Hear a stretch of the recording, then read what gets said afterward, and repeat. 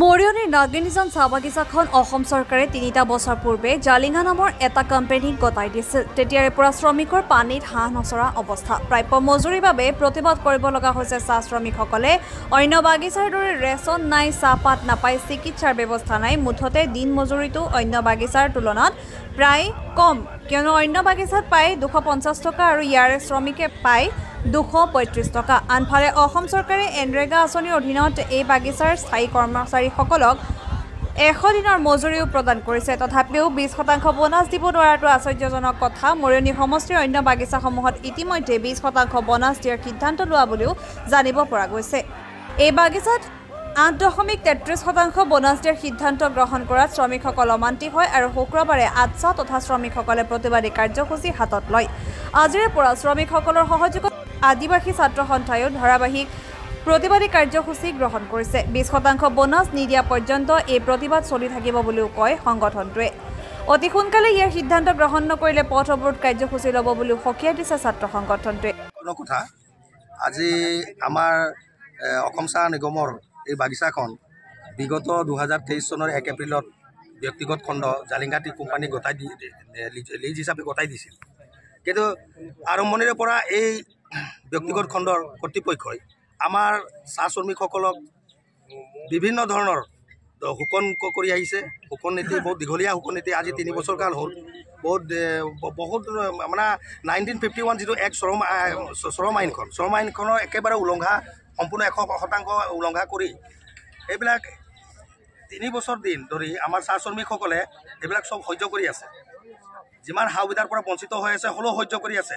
দৰমহা আপোনাৰ আমাৰ বাগানত আজি কাৰেণ্ট দৰমহা মানে 200 টকা হাজিৰা কৰি আছে, 3 বছৰ কৰি আছে, সহ্য কৰি আছে। কিন্তু এতিয়া সদ্যহতে আমাৰ যিটো শাৰদীয় দুৰ্গা পূজাৰ প্ৰাক মুহূৰ্তত যি আমাক বোনাছ দিয়াৰ যিটো নিয়ম আছে, যিটো বোনাছ এটা প্ৰদান কৰিব লাগে, এই ব্যক্তিগত কোম্পানীটোৱে আমাক শেহতীয়াকৈ আমাক চাহ শ্ৰমিকসকলক 8.33 বোলে বোনাছ দিম। তেখেতসকলে লোকচানৰ দোহাই দি আমাৰ চাহ শ্ৰমিকসকলৰ পৰা পৰিত্ৰাণ পাবলৈ তেখেতে 8.33 আপোনাৰ বোনাছ দিয়াৰ মানে কথা ঘোষণা কৰিছে। এই প্ৰতিবাদত আজি আমি এই আদিবাসী ছাত্ৰ সন্থাই এই ধাৰাবাহিক কাৰ্যসূচী গ্ৰহণ কৰিবলগীয়া হৈছে। যিহেতু লছৰ দোহাই দি আমি কৰ্তৃপক্ষসকলক আলোচনা বহিছিলোঁ তেতিয়া আমি কৰ্তৃপক্ষসকলক স্পষ্টভাৱে কৈছিলোঁ, আপোনালোকক লাজ নাই, আপোনালোকে যে লছ খাইছে বুলি। লছ কেতিয়া খায়?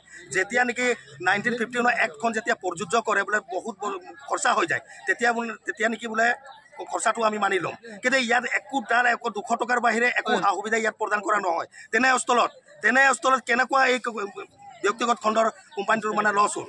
তো গতিকে আমাক এই বছৰ যোৱা বছৰ এনেকুৱা 3 কিস্তি ইনষ্টলমেণ্টত মানে 4%, 5%, 9% দি মেলি মানে বেগু-ভাওনা কৰিলে। গতিকে আমাৰ এটাই দাবী যে আমাক একেবাৰে আমাক 20% বোনাছ অতি শীঘ্ৰে প্ৰদান নকৰি আমাৰ চাহ শ্ৰমিকসকলক লৈ আমি আদিবাসী ছাত্ৰ সন্থাই আমি ৰাজপথলৈ ওলাই যাবলৈ বাধ্য হওঁ।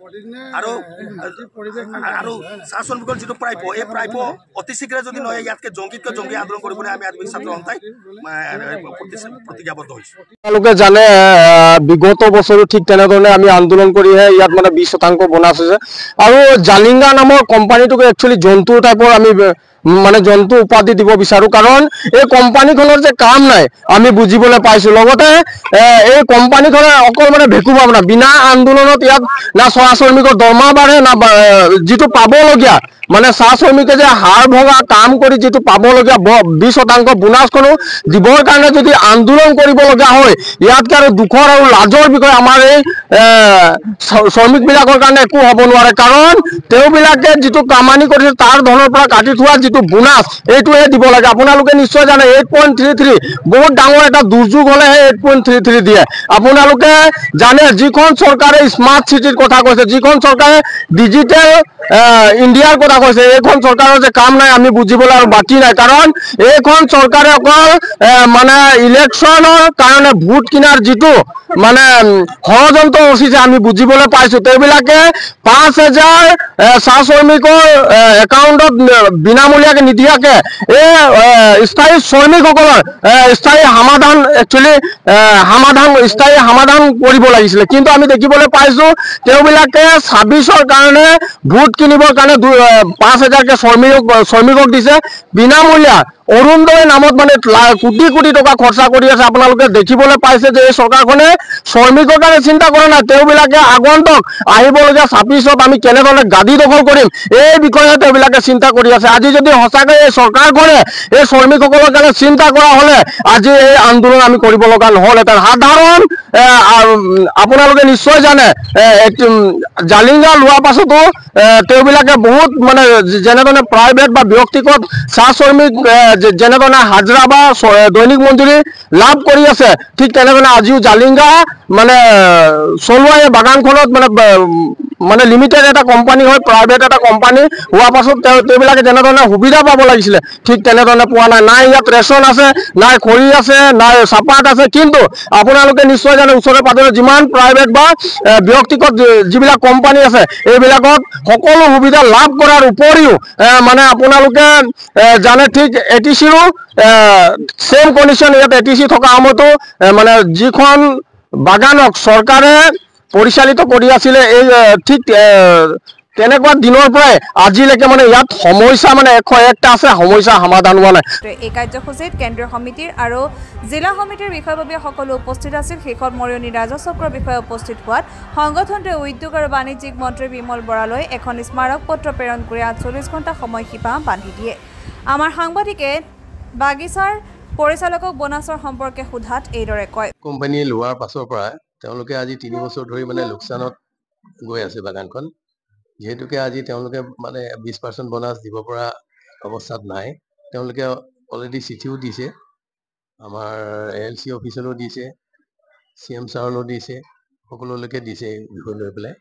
কিন্তু এতিয়া তেওঁলোকে কৈছে যে আমি 8.33 বোনাছটো দিব পাৰিম আৰু বাকী তেওঁলোকৰ লগত যিটো চিকিউৰিটি মানি জমা দিছে, তেওঁলোকে বাগানখন যেতিয়া লৈছিলে চিকিউৰিটি মানি যিটো জমা আছে সেই চিকিউৰিটি মানিটো দিলে আমি এই দুইটা মিলাই পেলাই আমি বাকী 20% বোনাছটো দি দিব পাৰিম। হয়, তেওঁলোকৰ মানে এটা হেৰি আছে 8.33টো এতিয়া তেওঁলোকে দিব পৰা অৱস্থাত আছে।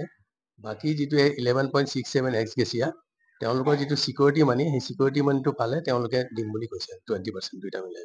আপুনি এতিয়া এই অসম চাহ নিগমৰ হৈ আছে নে আপুনি জালিংগা হৈ আছে? মই এতিয়া বৰ্তমান জালিংগাতে আছো। আমি লিজত যেতিয়া লৈছিলে তেতিয়া আমি একচুৱেলি হৈছো আমি আসাম টি কৰ্পৰেশ্যন লিমিটেডৰ।